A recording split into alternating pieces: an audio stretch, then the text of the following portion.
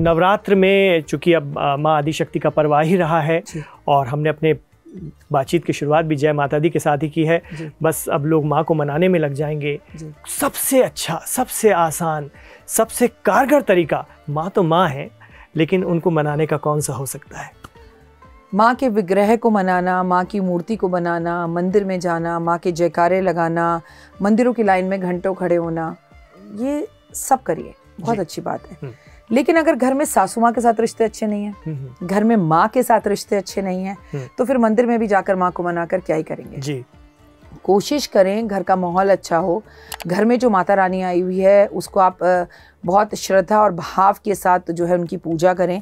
इस टाइम पे सात्विक भोजन करें, लहसुन प्याज ज़रूर छोड़ें, ब्रह्मचर्य का पालन करें, शेव ना करें, नेल्स ना काटें। आपको लगेगा सिर्फ 8 दिन की तो बात है, आपको जो करना है नवरात्रि शुरू होने से पहले कर लीजिए, बाद में मत करिए। और कोशिश कीजिए कि राम नाम का जाप ज़रूर करें। आपकी माँ की आंख में आंसू बिल्कुल ना हो।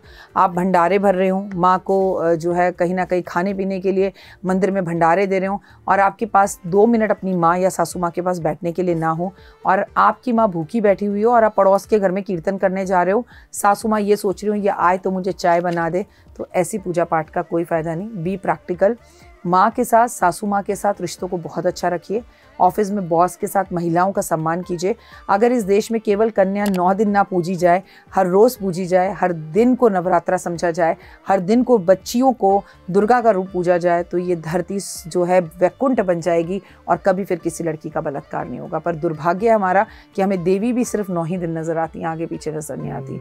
तो भाई नवरात्रों में माँ की पूजा का बहुत सरल तरीका है। माँ भवानी, जगदम्बे, शेरावाली कहकर, सात्विक रहकर और सरल तरीके से माँ की पूजा करनी है। जैसे एक छोटा बच्चा माँ की गोद में जाके बैठ जाता है ना, बिल्कुल वैसे ही जगदम्बे कह के, शेरावाली कह के माँ के आगे अपने हाथ जोड़कर समर्पण कर देना। हृदय से बोलना, मैं आ रहा हूँ, मैं नारियल चढ़ा रहा हूँ, मुझसे ये गलती हो गई, जोत बुझ गई, जोत खंडित हो गई। वहमों में मत पड़ना। जैसे एक बच्चा माँ के पास जाके बैठ जाता है, माँ तू आई हुई है और मैं परेशान हूँ, मेरी इस बात को समझ और अब मुझे कोई चिंता नहीं, तू है तो चिंता कैसी और चिंता है तो फिर विश्वास कैसा। भाव। कोई सरल अनुष्ठान?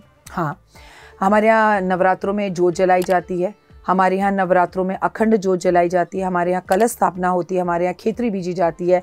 सबसे पहली बात तो कहूँगी जो मंगल का ये साल है, आप डांडिया खेलने ज़रूर जाएं। अगर ये सिर्फ महाराष्ट्र तक है तो हर राज्य तक मेरा ये मैसेज जहाँ जा रहा है, अपने घरों, अपने इलाकों में छोटे छोटे डांडिया उत्सव रखे, क्योंकि मंगल का साल है। आप नाचेंगे तो आपकी एनर्जीज निकलेंगी, पसीना निकलेगा, फ्रस्ट्रेशन दूर होगी, बीपी शुगर ठीक होगा, गुस्सा कम होगा और मंगल के दुष्ट प्रभाव खत्म होंगे। और कहते हैं नृत्य कर कर जब भगवान को मनाया जाता है तो होए वो तो बात ही अलग होती है। दूसरा, आप इस पूरे 9 दिन ना इंतज़ार मत करिए मैं अष्टमी पे कन्या पूजूंगी, मैं नौमी पे कन्या पूजूंगी। जहाँ आपको छोटी छोटी बच्चियाँ दिखें, बिस्किट्स दे दीजिए, पेन दे दीजिए, पेंसिल दे दीजिए, बच्चियों को बिठाकर 1 घंटा पढ़ाइए, इंग्लिश की कोई बात समझा दीजिए, बच्चियों को कोई अच्छी सी कहानी सुना दीजिए। ये हो गई आपकी सेवा। या तो तन लगाओ या धन लगाओ। अगर धन नहीं भी है तो कोई बात नहीं, तन लगाओ ऐसी जगहों पे जहाँ पर बच्चों को सुविधाएं नहीं मिल रही, वहाँ जाकर बच्चों के साथ एक क्वालिटी टाइम बिताओ। घर का माहौल बहुत सौम्य रखो, सुबह जल्दी उठो, घर में शंख बजाओ, घर में घंटी बजाओ और घर के अंदर कोई भी आए ना जाने किस रूप में भवानी चली आए, उसे खाली पेट मत भेजो। आप व्रत रखो ना रखो, लेकिन जो भी घर में आए भाई पानी पीकर जाओ, चाय पीकर जाओ। दिस इज ब्यूटीफुल भक्ति। कितने सरल उपाय हैं, लेकिन हमारी रोज़मर्रा की ज़िंदगी के उपाय हैं। और एक बहुत अच्छी बात मैंने आपको ही कहीं सुना था किसी फंक्शन में, जिसमें आपने कहा था कि मेट्रो में बैठी या बस में बैठी लड़की को देखकर नज़रें झुका लो या फिर उसको बैठने की जगह दे दो, उससे ज़्यादा देवी अगर कहीं प्रसन्न होगी तो हो ही नहीं सकती, इसके अलावा कहीं प्रसन्न नहीं हो सकती। बिल्कुल। मैंने कहा ना, आपके ऑफिस में लड़कियां होंगी, काम करेंगी, आपको पता है नवरात्र है, वो घर जाके नॉर्मल खाना भी बनाएंगी, व्रत वाला खाना बनाएंगी, तो आप उनको बोलो आज तुम 1 घंटे पहले चल जाना, तुम्हारा काम मैं कर लूँगा। आपने भक्ति कर ली, कितनी दुआ वो आपको घर तक देती हुई जाएगी। जब खाना भी खा लेगी तब भी रात को सोचेगी, फिर फ़ोन करेगी, थैंक यू सर आपने मुझे 1 घंटा पहले भेजा। मतलब small small thing we can do. और ये उपाय नहीं है, ये दुर्भाग्य है मेरा कि मुझे ये उपाय बोलने पड़ रहे हैं। पहले तो ऐसी इंसानियत, ऐसी चीज़ें हमारे भारत में थी, तभी तो हम विश्व गुरु हैं, तभी तो हम दुनिया से अलग हैं। लेकिन अब मैं क्यों जाऊँ, तेरा व्रत है मेरा नहीं है, मेरी भी हमें जो इतनी मैं आ गई है ना, उसको ख़त्म करना है। आपने कभी सोचा माँ शेर पर क्यों बैठती है? नहीं सोचा ना। शेर कौन होता है? पुरुष, मेल जी। उसका अहम तोड़ने के लिए देवी उस पर विराजती है जी। कि माँ ही होती है, जननी होती है। पुरुष ने स्त्री को जन्म नहीं दिया, स्त्री ने ही पुरुष को जन्म दिया है। माँ शेर ने भी माँ को गोद में बिठाकर अपनी सवारी कराई है कि अगर कोई भी काबू कर सकता है पुरुष को तो वो स्त्री है। स्त्री को उस रूप में ही आप रखिए कि वो आपकी माँ के रूप में, बहन के रूप में, पत्नी के रूप में रहे, काली मत बनाइए। यहाँ से एक और सवाल पैदा होता है जो आज के दौर की हकीकत भी है। आप भी सुन रही होंगी नीले ड्रम वाला कांड, मनीषा केस, अभी नोएडा में हुआ जो निक्की केस, ये जो हालात बने हैं और कहीं किसी की जिम्मेदारी, कहीं किसी की जिम्मेदारी, दोनों तरफ से दिख रहा है कि चीज़ें बहुत ज़्यादा गड़बड़ाई हैं। ऐसे में आपका अगर मैं मार्गदर्शन लेना चाहूँ, आपकी बात को समझना चाहूँ, तो मैं कैसे समझूँ?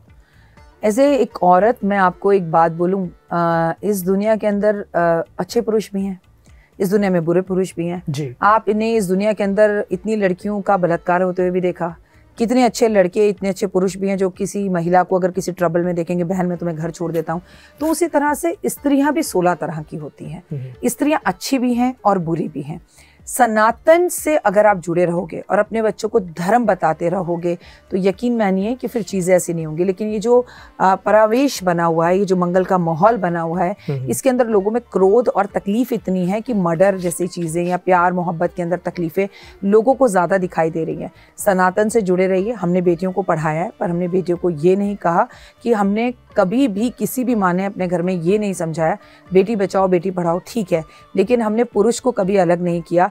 क्योंकि मेरा मानना है कि अर्धनारीश्वरी अगर आप देखें तो आधा शिव आधी पार्वती, बेटा जितना बेटी उतनी, पापा जितने मम्मी उतनी, तो दोनों को साथ लेकर चलेंगे तो चीज़ें बेहतर रहेंगी। यहाँ जितने भी केस आपने मुझे बताए ना, उसमें मैं पेरेंट्स की गलती ज़्यादा मानती हूँ बच्चों से ज़्यादा। अगर आपका बच्चा किसी और से प्यार करता है तो लालच में आके, ये वो ज़माना नहीं रहा है बाद में कर लेंगे सब प्यार हो जाता, नहीं। बच्चा अगर शादी नहीं करना चाहता, बशर्ते 3 लोगों की ज़िंदगी ख़राब करने से मत करो, उसे घर बिठा लो। अगर आपको लड़का पसंद नहीं है तो ये केस ही नहीं होता।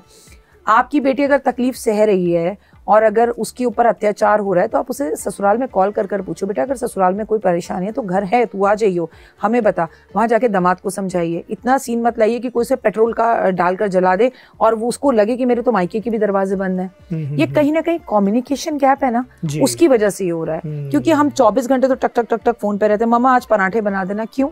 पीछे जाओ ना, मम्मी को गले लगाओ, मम्मा प्लीज पराठे खाने हैं। वो हक कहाँ गया, वो टच कहाँ गया, वो प्रेम कहाँ गया, रूठना मनाना कहाँ गया? आज एक माँ अपने बच्चे को सुबह बोल देती है मैं सोने जा रही हूँ, गुड नाइट। आप उसके कमरे में जाइए, माथा चूमिए और गुड नाइट करिए ना, उसको चद्दर उड़ा कर आइए ना। जो कल्चर हमने देखा है, हम फोन हमारे लिए था, अब हम फोन के लिए हो गए।